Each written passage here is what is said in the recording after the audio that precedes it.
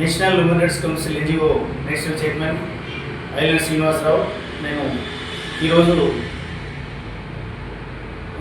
ఈరోజు మేము మీడియా ముందుకు రావడానికి రాష్ట్రంలో 2 రాష్ట్రాలలో ఉన్నటువంటి కొన్ని సమస్యలపై మేము మాట్లాడాలనే ఆలోచనతో రావడం జరిగింది. చాలా సమస్యలు ఉన్నాయి.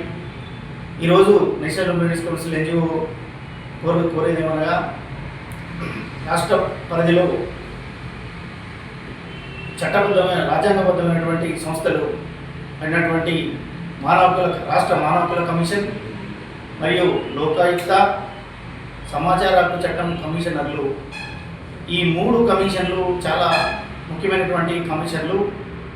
ఈ కమిషన్లు మనకు ఈ రాష్ట్ర మానవ హక్కుల కమిషన్ కానివ్వండి, సమాచార హక్కు కమిషన్ కానివ్వండి, ఈ లోకాయుక్త కానివ్వండి, ఇవన్నీ 3 రాజ్యాంగబద్ధ సంస్థలు ప్రజలకు చాలా ఉపయోగపడే అటువంటి సమస్యలు. చాలా సమస్యల మీద ఈ యొక్క సంస్థలను ప్రజలు, ముఖ్యంగా కామన్ మ్యాన్స్, నష్టం జరిగిన వాళ్ళు, హక్కులకు భంగం కలిగిన వాళ్ళు, అన్ని రకాల ఏదైనా ప్రభుత్వం నుంచి కానీ ప్రజల నుంచి కానీ ఏదైనా సమస్య వచ్చినప్పుడు అంటే ఎలాంటి ఖర్చు లేకుండా ఈ సంస్థలను ప్రజలు చాలా కొన్ని వేల కేసులు ఇప్పుడు నేను చెప్పినటువంటి 3 సంస్థలలో కొన్ని వేల కేసులు పెండింగ్లు ఉన్నాయి.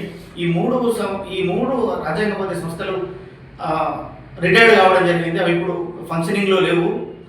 దానికి గాను ఈ యొక్క వెంటనే ఈ సంస్థలను ఇమీడియట్గా నియమించి సేవలలోకి తీసుకొస్తే ప్రజలకు చాలా అనుకూలంగా ఉంటుందని మేము మా ఆర్గనైజేషన్ ద్వారా కోరుతున్నాం. రెండవది, ఈ యొక్క ఇప్పుడు ఈ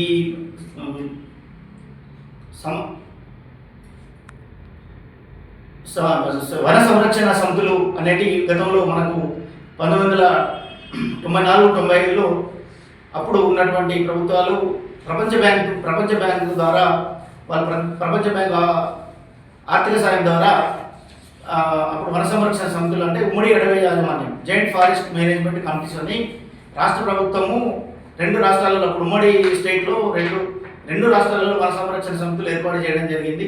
దాని ద్వారా ప్రజలకే అధికారం, అడవుల మీద ప్రజలకి అధికారం అన్న ఒక నినాదంతో తీసుకొచ్చిండ్రు. అప్పుడు చాలా రాష్ట్రాలలో చాలా కమిటీలు రాష్ట్ర ప్రభుత్వం ఫామ్ చేయడం జరిగింది. అప్పుడు అటవీ ప్రాంతాలు చాలా మంచి గ్రోత్ వచ్చింది. అప్పుడు ఈ అటవీ రక్షణ దొరికింది.